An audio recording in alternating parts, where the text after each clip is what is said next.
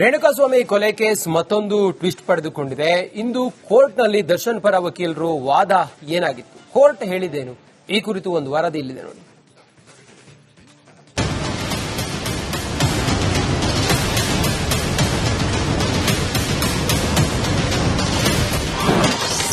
Darshan and ಗ್ಯಾಂಗ್ಗೆ ತಾತ್ಕಾಲಿಕ relief.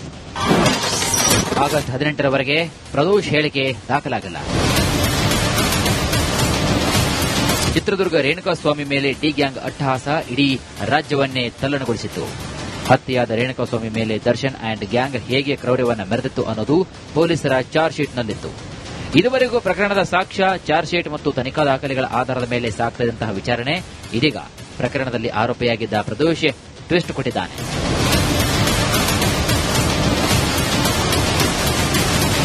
Darshan and ಗ್ಯಾಂಗ್ಗೆ ಮಾಫಿ ಸಾಕ್ಷಿಯ ಉರುಳು ಬಿಗಿಯಾಗಿದೆ. ಇವತ್ತು ಕೋರ್ಟ್ನಲ್ಲಿ ಮಹತ್ವದ ವಾದ ಪ್ರತಿವಾದ ನಡೆಯಿತು. ವಿಡಿಯೋ ಕಾನ್ಫರೆನ್ಸ್ ಮೂಲಕ ನಟ ದರ್ಶನ್ ಸೇರಿ ಎಲ್ಲ ಆರೋಪಿಗಳು ಕೋರ್ಟ್ ಮುಂದೆ ಹಾಜರಾಗಿದ್ದರು.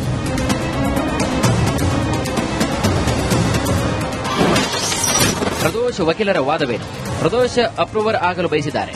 ತಡವಾದರೆ ಪ್ರಭಾವ ಬೀರುವ ಸಾಧ್ಯತೆ ಕೂಡ ಇದೆ. ಹೀಗಾಗಿ ಆದಷ್ಟು ಬೇಗ ಅವರ ಹೇಳಿಕೆ ದಾಖಲಿಸಬೇಕು, ಜೈಲಿನಲ್ಲಿ ಭದ್ರತೆ ನೀಡಬೇಕು ಅಂತ ಪ್ರದೋಷ್ ಪರ ವಕೀಲ ದಿವಾಕರ್ ಕೋರ್ಟ್ಗೆ ಮನವಿ ಮಾಡಿದರು.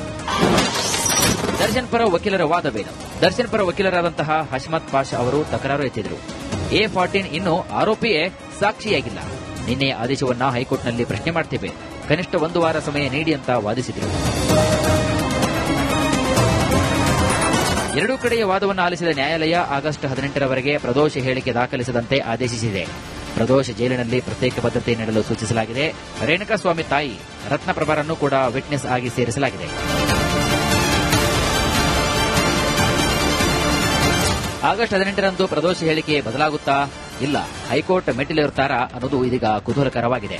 ಸದ್ಯ ಆಗಸ್ಟ್ 18ರವರೆಗೆ ದರ್ಶನ್ಗೆ ಕೊಂಚ ರಿಲೀಫ್ ಸಿಕ್ಕಂತಾಗಿದೆ.